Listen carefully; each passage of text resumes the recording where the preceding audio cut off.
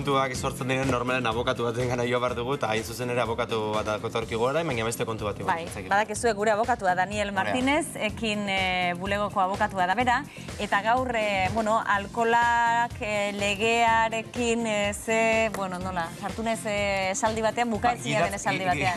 Parece alkolemiari buruz da biteko zego. Alkola eta gidatzea, elkartzen denean zer gertatzen den. Ongi etorri, Daniel. Bueno, Daniel, zer modu, arratsaldean. Bueno, alkola eta legea, ez? Binomio hori... Alkola eta legea eta batez ere alkolak kotxearekin dauk ez ikusia. Azken finean, alkolaren inguruan legedi asko egon daiteke, baina gaur zehatz mehatz hitz egin nahi nuke, trago pare bat hartu, eta hori eginta gero kotxe hartzen badugu ze ondori dauzkan, eta ze neurri hartzen dituen legegileak eta autoridadeak horiek egiteko azken finean. Azken erreformaren arabera, alkohol tasa batetik gora ere kode penalean sar zaitezke, ez? Bueno, istripu bat izan ezkero eta bar. Ez da beharrezko istripurik egotea. Istripurik egon gabe ere kode penalean sartu zaitezke? Bere momentuan gero zehaztasunez azalduko dugu, baina bere garaian alkoholaren eraginpean gidatzea delitua zen, baldin eta odolean daramadan alkohol tasa horrek nire gidatzeko ahalmena murrizten badu. Horren, klaro, hori nahiko subjetiboa da, hori frogatzea batzutan komplikatu xamarra izaten zen, eta egon zen sententzi bat auzitik horreneko okerrezanago, alkohol tasa maksimoa 3 izten zuena eta ala ere zigortu ez zutena. Orduan, etorri izan legile eta esan zuen, akabo, hemendikan aurrea, tasa jakin batetikan aurrea beti delitu izango da. Eta berdintzaet oso trebea baldin bazera kotxea gidatzeko lauku bata edan da berehala. Legeak esaten du tasa horretatik aurrea beti izango da delitu. Badago beste tasa bat bajusiagoa, hortikan aurrea delitu. Barkatu, delitu izan daikela beti ere demostratzen bada horrek nire gidatzeko ahalmena afektatzen duela. Zein dira bi tasa horiek, Daniel? Bai, bi tasa, lehenik eta behin, tasa neurtu daiteke bai arnasean, bai odolean. Arnasean izango lirake 0,25 miligramo litro bakoitzeko. 0,25 miligramo litro bakoitzeko, 0,15 baldin eta 2 urtetako karreta baino gutxiago baldin badaukagu, edo pertsona garraetzen baitugu, taxista bat, autobus gidari bat, edo 3.500 kilogramo baino handiagoa dan kamioi bat gidatzen badugu. Arrunta orduan da 0,25. 0,25. Odolean izango litzake 0,5 gramo litro bakoitzeko. Bikoitza, baina gramotan, ez miligramotan. Hortik gara aurrera, urrapen administratiboa burutzen ere gara. Horrek esan nahi du, isumat jarriko digutela, eta puntuak galduko ditutela, 4 edo 6 mailaren arabera. 0,25 horiek gaindituta, gainera agenteak somatzen badu, alkoholaren eraginpean ari garela, zera agian nik 0,25 auketa dolean, baina oso dituten nago alkohola edatera, eta komuna rosa, nik idatzen dut, perfecto, Fernando Alonso, baina beto. Kaso horretan hilitzake delitu izango, baina afektatu baldin badanago, delitua izango da. Orduan, nork erabakitzen du momentuko agenteak? Erabaki, epaileak erabakitzen du, baina epaileak erabakitzen du agenteak esandakoaren arabera. Salaketa. Horretarako agenteak txosten bat betetzen du, hemen ekarri zuet gure bezero baten kopia, datuak borratu ditut. Subjetiboa da hori, Daniel. Arron subjetiboa, ez? Bai, azken finean, agenteak ikusten badu, oso arro ibilizerala, zigortzeko, guaina esango eta afektota zabitzera. Hori da.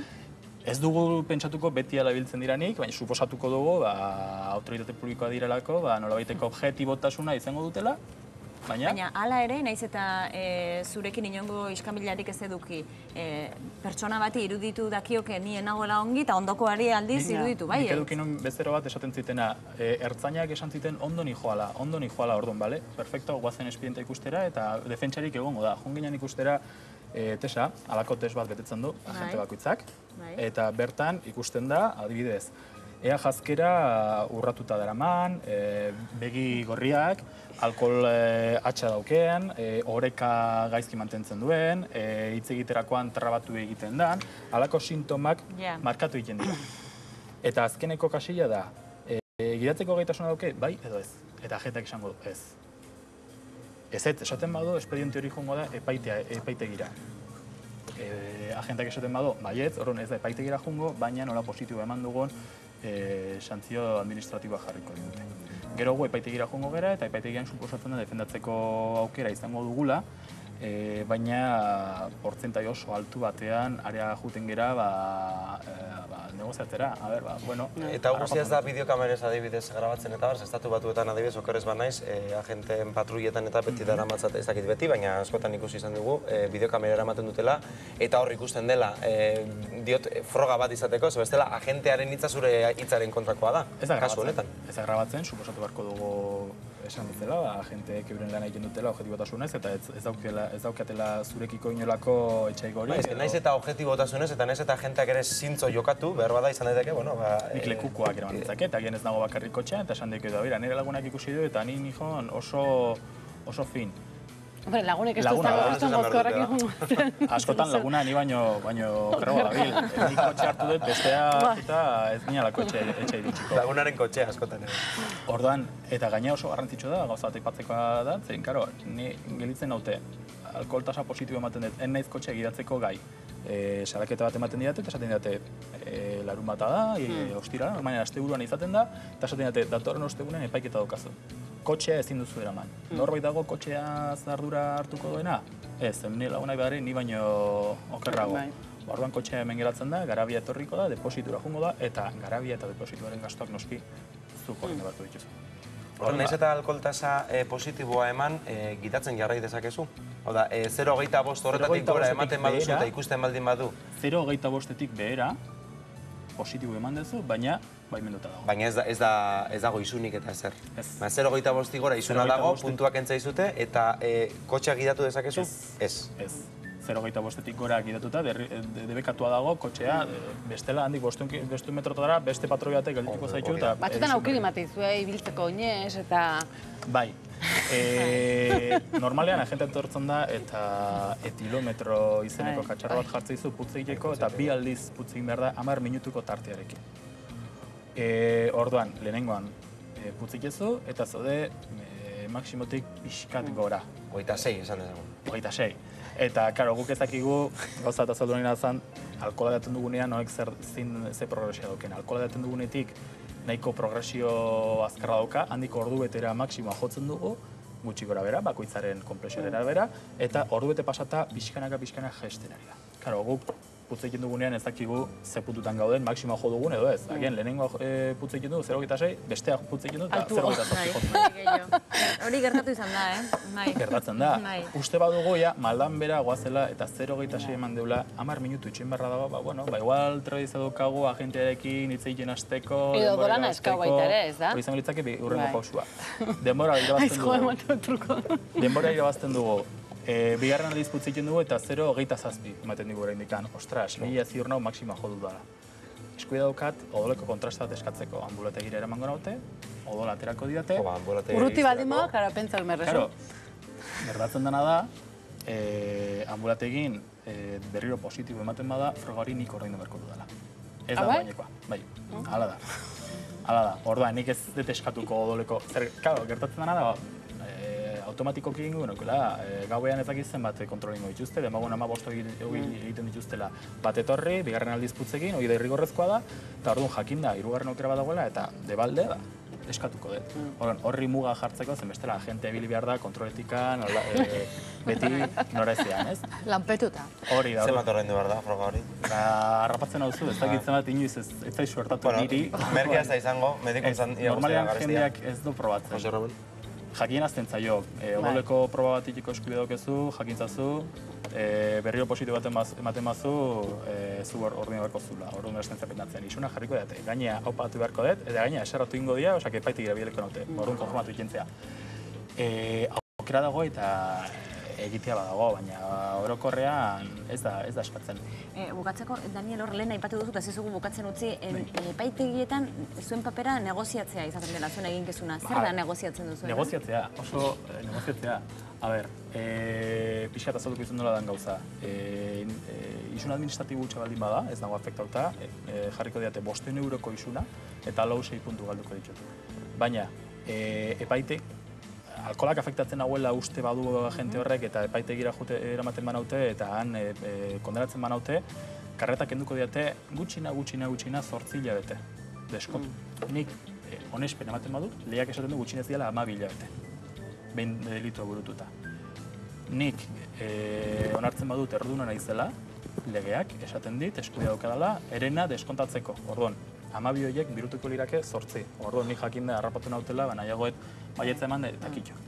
Eta gero aparte, isun ekonomikoa, edo komunitatearen aldeko lanak, edo gartzela zigorra. Gartzela zigorra egon daiteke. Ez da askotan erabiltzen, baina nahiko kasularria danean, edo lehenengo aldia ez danean, ja ondalako horrekoa, gartzela zigorra eskatzera egitxe daiteke. Horretan, fiskala etortzen eta esaten du, nik eskatzen ditut, 20 hilabeteko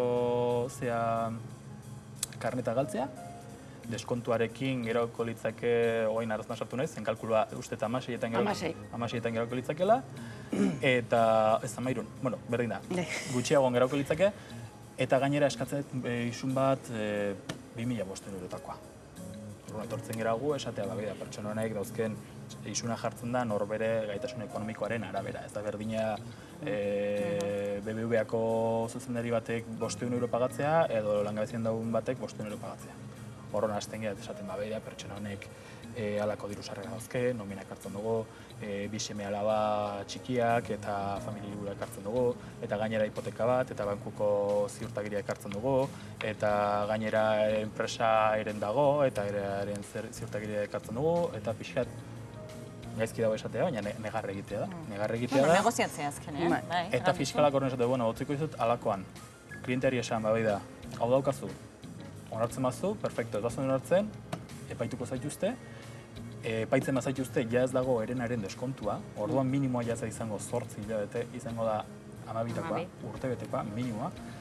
Minimoa da 8, deskontuak kenduta, baina adibidez, Gipuzkoako fiskaltzak politika dauke gutxinez, 15 eskatzen ditula eta deskonturekin 10 geratzen dela. Orduan, 10 baino gutxiago lortzea, iezinezkoa da. Hori Gipuzkoan? Gipuzkoan, bestetan ez dakit, nik normalen Gipuzkoan egiten dut lan, eta badakit ez dakit fiskaltza guztiek politika berdinak ematen dituzten, Gipuzkoan mintzat. Oda regateoan sartzen zara ziamatea, merkadilera jutea bema. Venga, maizkia zu bilabete eta beste atakun. Bai, zeren halako informe batekin topatzen zera. Tesak esaten du, eta hoi beti ere, 0,25 eta 0,60 artean baldin badago, 0 behintzat nolabaiteko defentsa badago, baina 0,60tik aurrera tesa berdin zait. Legeak esaten du, 0,60ekin zuk legez, ez zaudela gai kotxe hartzeko. Eta berdin zaitze demostratu zen kasu horretan. Horren kasu horretan... Kopul batetik aurrera ez dagoela... Zegin behar dugu. Etortzen zaigu bezero bat, buru gogorra esaten dara, ni kotxea gidatzeko gai nintzen. Eta ertzainek gezurra esaten dute.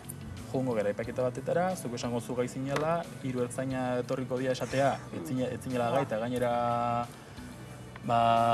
modu txarrean portatu zinela, eta 10 hilabete izan partez, 15 izango dira. Edo igual hogei. Bueno, mezua garbia da, ezta? Danezkero autoa ezartu zure segurtasunarengatik eta bertzen segurtasunagatik. Eta gertatuzkero historia nahiko korapilatsua eta gogorra izan litekela. Hoberena da jente etortzen zaigunen, baretzea eta oso abeitzeikia eta markatzen ditu. Bai, ze normalen kontrakoa egiten dugu eta edan da baldin bagode okerrago gainera. Arrotu, ez? Claro, arrotu. Bueno, bakizue.